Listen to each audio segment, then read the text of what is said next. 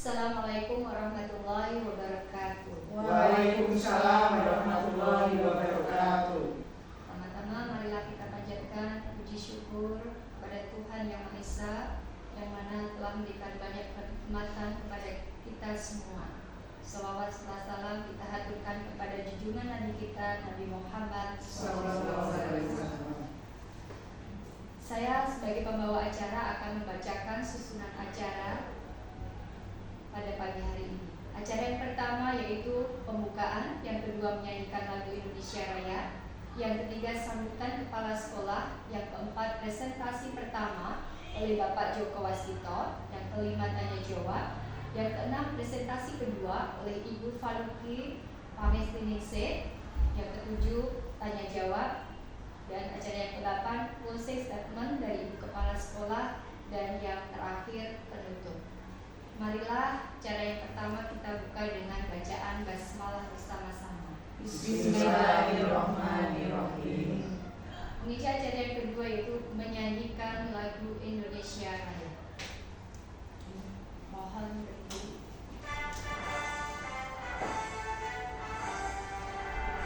Indonesia tanah airku, tanah tumpah darahku.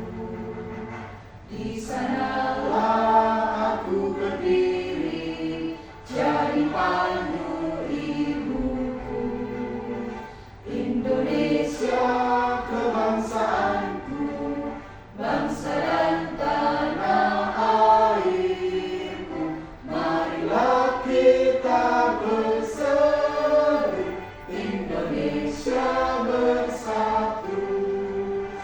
Hiduplah tanahku, hiduplah negeriku, bangsaku, rakyatku semuanya. Bangunlah jiwanya, bangunlah badannya untuk Indonesia Raya.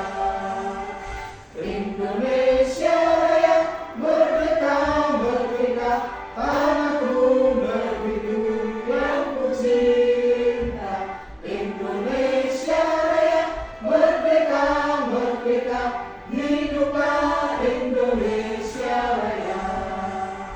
Indonesia Raya, merdeka, merdeka, tanahku, negeriku yang ku cinta. Indonesia Raya, merdeka, merdeka, hiduplah Indonesia Raya. Terima kasih. Silakan diulang lagi. Acara yang ketiga yaitu sambutan kepala sekolah. Monggo Ibu Tia. Terima kasih Bu Eni. Bismillahirrahmanirrahim. Assalamualaikum warahmatullahi wabarakatuh. Waalaikumsalam warahmatullahi wabarakatuh. Selamat pagi, salam sejahtera untuk kita semua. Yang kami hormati rekan-rekan guru selaku moderator, selaku pendamping, dan tak lupa yang kami hormati ini Pak Joko Wasito dan Ibu Faluki selaku P3K Pemerintah Kota Surakarta.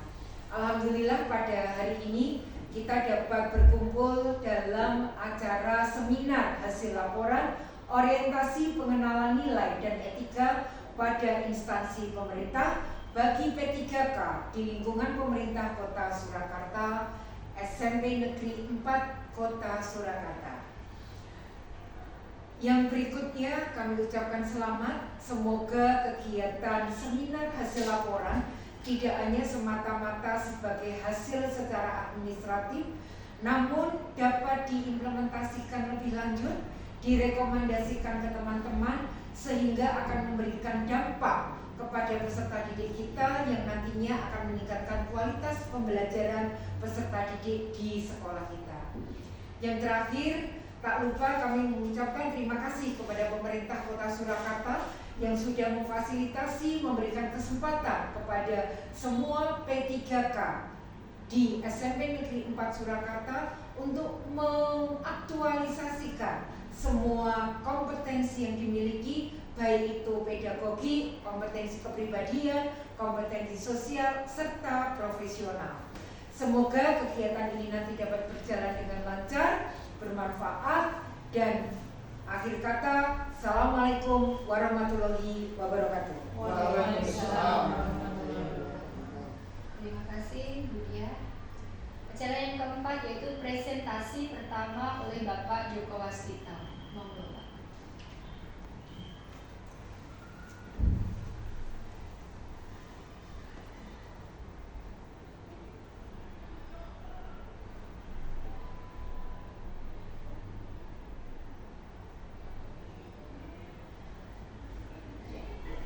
Assalamualaikum warahmatullahi wabarakatuh. Waalaikumsalam warahmatullahi wabarakatuh. Terima kasih atas waktu yang telah diberikan kepada saya untuk mempresentasikan orientasi yang telah saya laksanakan di SMP Negeri 4 Surakarta.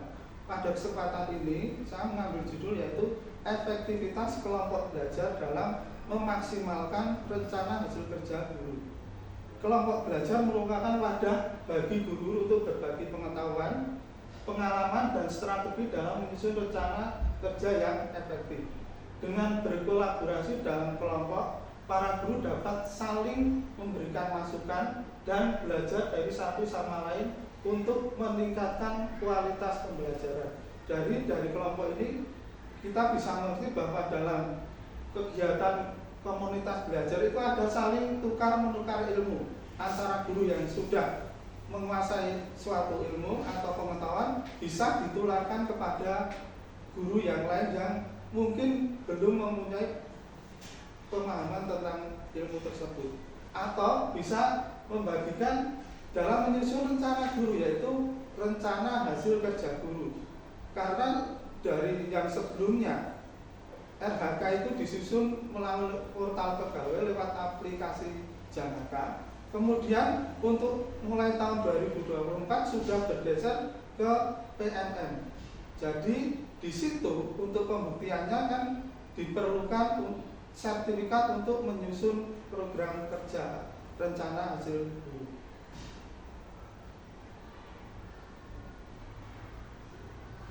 Ya, di situ ada manfaat untuk kelompok belajar bagi guru. Yang pertama, pengembangan profesional, berbagi praktik terbaik atau berbagi praktik baik, dan belajar dari rekan sejawat dapat meningkatkan kemampuan dan pengetahuan. Ya, seperti yang sudah saya sampaikan tadi, ada guru yang sudah menguasai suatu pengetahuan atau ilmu, ditularkan melalui komunitas belajar kepada guru yang lain. Ini sangat bermanfaat sekali karena dapat guru yang semula belum bisa mendalami ilmu yang baru yang belum mereka kuasai, sekarang bisa mereka kuasai, yang nantinya akan diimplementasikan dalam pembelajaran. Kemudian yang kedua itu kolaborasi dan dukungan. Kelompok belajar memfasilitasi kolaborasi dan memberikan dukungan bagi guru dalam menyelesaikan masalah di kelas. Ya, misalnya di dalam kelas itu ada masalah, misalnya antara guru dengan murid, antara guru dengan guru yang lain. Misalnya kalau ada murid yang mungkin belum paham dengan metode satu, bisa diajarkan dengan metode yang lain. Lewat apa? Lewat kolaborasi antar guru. Misalnya bertukar informasi antar sesama guru. Misalnya di kelas A seperti apa, berkolaborasi dengan guru yang mengajar di kelas lain. Mungkin dari ilmu itu bisa didapatkan suatu solusi yang baik untuk pembelajaran siswa. Kemudian yang ketiga, motivasi dan antusiasme. Interaksi dalam kelompok belajar dapat meningkatkan semangat dan antusiasme guru dalam mengajar. Yang di sini dimaksud yaitu sebagaimana tadi yang kedua, guru yang mempunyai permasalahan dalam mengajar dalam kelas, kalau sudah mendapatkan ilmu yang baru, dia bisa mengimplementasikan sesuatu yang baru itu dengan antusiasme dalam mengajar. Jadi dapat sesuatu yang baru dan dapat menerapkan ilmu yang baru untuk kepentingan dalam pembelajaran, yaitu murid bisa memahami atau bisa mengerti dari pelajaran yang disampaikan guru. Nah, ini langkah-langkah efektif membentuk kelompok belajar. Yang pertama, identifikasi kebutuhan. Dalam analisis kebutuhan dengan profesional guru di sekolah untuk menentukan potensi kelompok belajar. Yang pertama ini ya dari data yang sudah saya dapatkan dari pengelola kelompok belajar di SMP Negeri 4 Surakarta. Yang pertama yaitu adanya pembentukan dan penyusunan program komunitas belajar. Jadi Yang pertama yaitu dibentuk dulu tim-timnya siapa untuk di SMP Negeri 4 Surakarta oleh kepala sekolah yang ditunjuk sebagai guru pengampunya, diutamakan bagi guru penggerak yang sudah lolos dari program guru penggerak. Sedangkan guru yang lain sebagai peserta atau partisipan yang nantinya bisa mendapatkan ilmu yang baru dari guru penggerak. Kemudian yaitu pembentukan tim. Nah, di sini pembentukan tim belajar dari guru-guru dengan minat dan kebutuhan yang sama. Tadi seperti di dalam tabel yang sudah saya berikan, di situ ada seminar geometri dengan word misalnya, praktik baik aktivitas interaktif 1, dan sampai yang praktik baik instruksi adaptif 2. Kemudian yang ketiga itu penyusunan rencana. Nah, rencana ini kan harus dijadwalkan secara terperinci. Misalnya hari Kamis, hari Selasa, Rabu, Kamis. Hari Selasa mungkin bisa praktik baik, hari Rabunya nanti dilakukan dengan seminar edukasi lewat game online atau aplikasi yang baru, misalnya pembuatan PowerPoint yang baru dengan metode yang lebih baik. Kemudian yang ketiga, misalnya di situ seminar, ya seminar bisa diadakan sebagai restitusi. Ya, di situ ada pengetahuan yang baru yaitu segitiga restitusi. Kemudian strategi mengoptimalkan kelompok belajar. Yang pertama yaitu kepemimpinan. Menentukan seorang koordinator atau fasilitator yang dapat memimpin dalam mengarahkan jalannya diskusi. Yang misalnya di sini biasanya yang pertama itu sebagai fasilitator yang waka kurikulum. Kemudian yang kedua partisipasi aktif, yaitu dorongan dari semua untuk berpartisipasi aktif dalam berbagi pengalaman dan memberikan masukan. Misalnya sebagai penyampaian pemaparan biasanya guru penggerak, nanti partisipasinya dari guru yang belum masuk dalam program guru penggerak. Kemudian yang ketiga yaitu fokus pada tujuan, yaitu mempertahankan fokus pada tujuan kelompok belajar dan memastikan topik diskusi selaras dengan rencana kerja guru.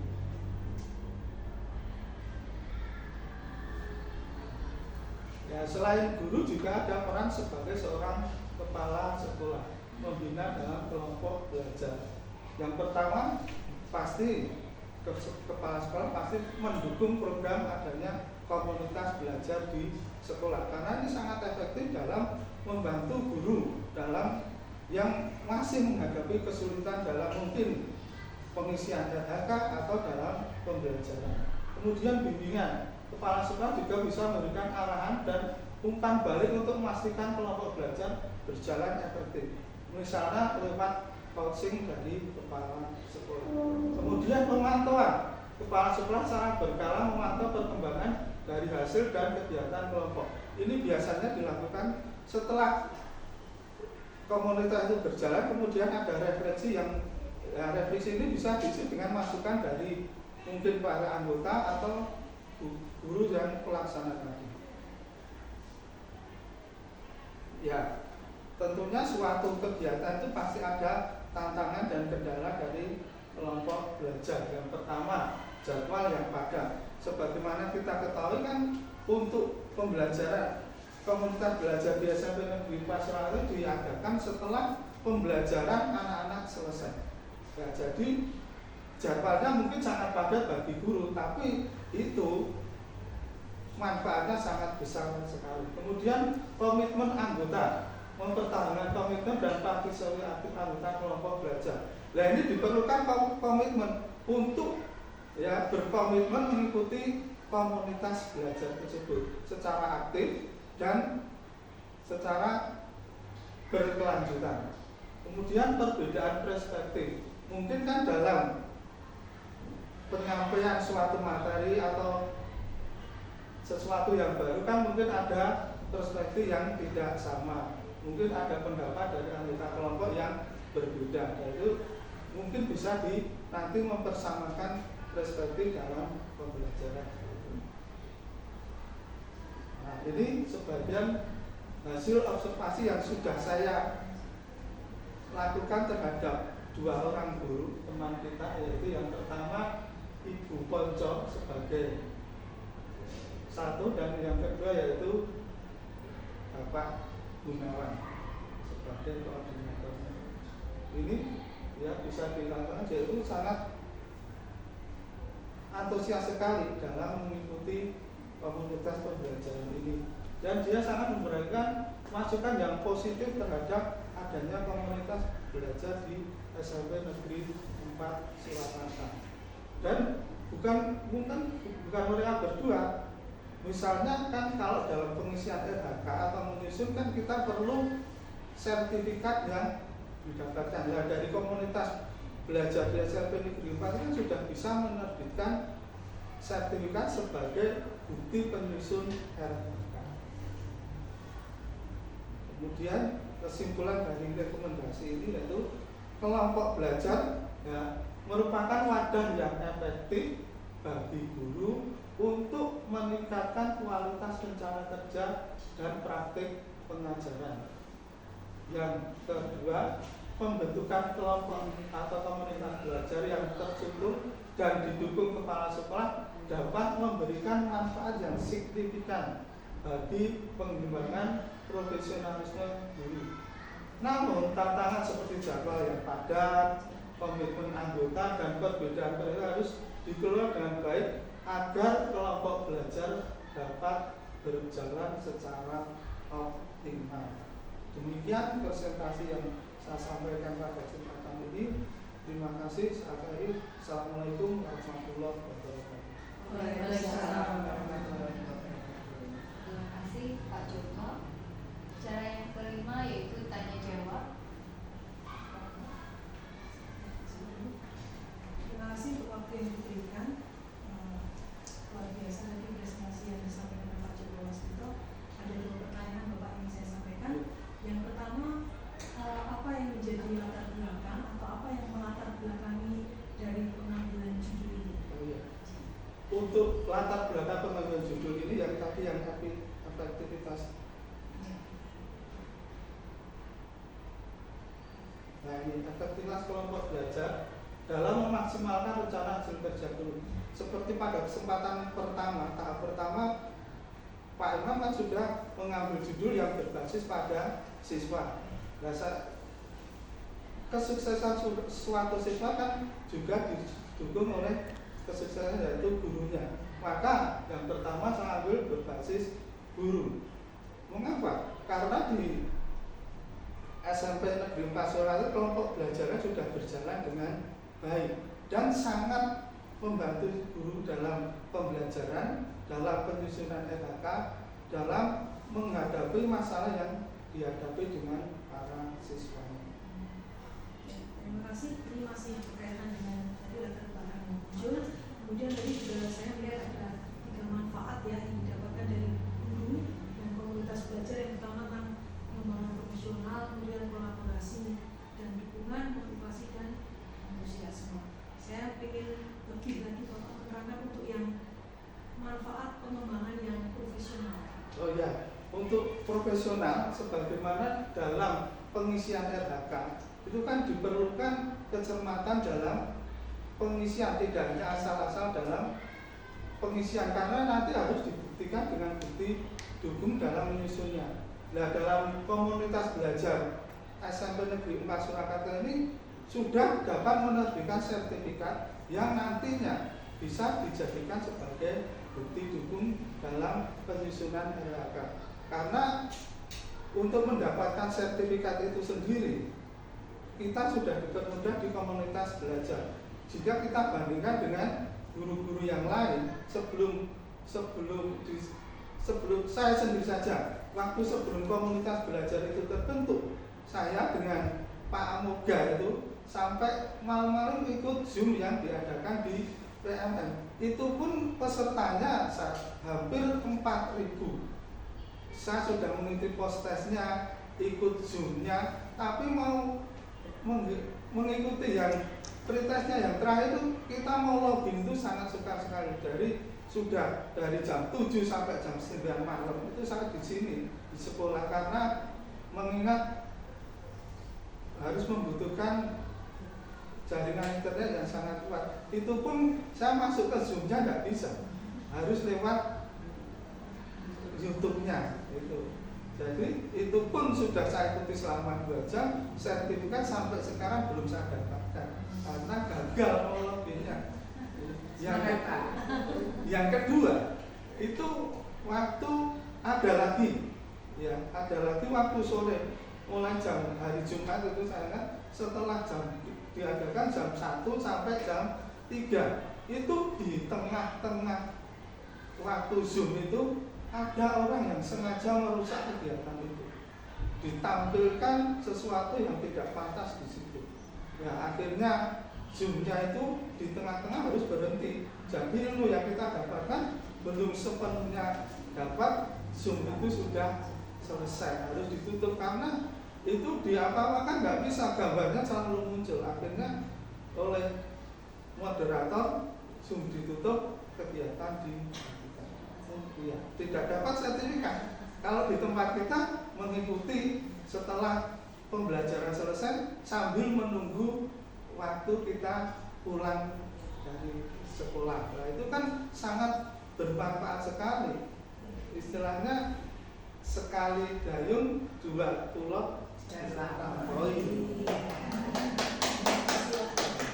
Semangat Pak. Terima kasih, manfaatnya luar biasa. Ya. Terima kasih, mungkin itu saja. Terima kasih Bu Muni. Acara yang keenam yaitu presentasi kedua oleh Ibu Faluki Pangestinungsih. Monggo Bu Esti. Selanjutnya closing statement dari Ibu Kepala Sekolah. Baik, terima kasih. Oprol dulu untuk berdua. Alhamdulillah Bapak Ibu, hari ini terkait dengan seminar laporan orientasi yang berjudul unik-unik ya. Tadi Pak Joko itu sudah mengembangkan terkait dengan komunitas belajar. Hati-hati Pak, jadi kita itu diminta untuk konsisten. Kalau komunitas belajar, next komunitas belajar semua. Karena kita kan implementasinya kurikulum merdeka. Jadi istilah kelompok belajar itu cenderung untuk yang peserta didik. Kalau kita itu istilahnya adalah komunitas belajar. Kemudian di dalam kurikulum merdeka itu komunitas belajarnya ada 3 Pak. Kalau yang kita lakukan itu yang intrasekolah atau intersekolah? Yang kita lakukan, yang Pak Joko lakukan itu komunitas belajar yang intrasekolah atau intersekolah? Intrasekolah. Karena apa? Teman-teman yang berkelompok, berdiskusi, berkolaborasi seperti itu ya Pak. Jadi kombel itu identik dengan anggotanya pendidik dan tenaga kependidikan. Jadi pada saat kita kombel, kita Mbak dari staf tata usaha kita libatkan itu tidak apa-apa. Dan satu lagi adalah komunitas belajar melalui PMN. Jadi alangkah baiknya kombel kita kan belum didaftarkan di PMN kan.